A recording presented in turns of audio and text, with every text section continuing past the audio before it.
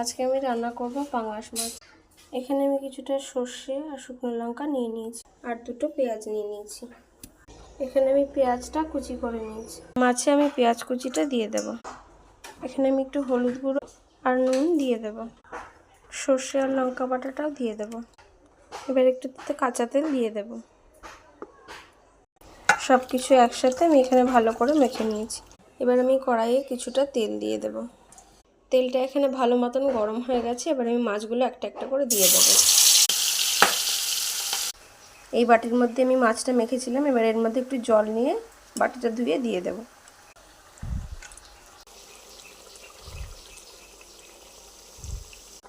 এবার আমি গ্যাসটা একদম কমে দিয়ে মাছটা ঢাকা দিয়ে দেব।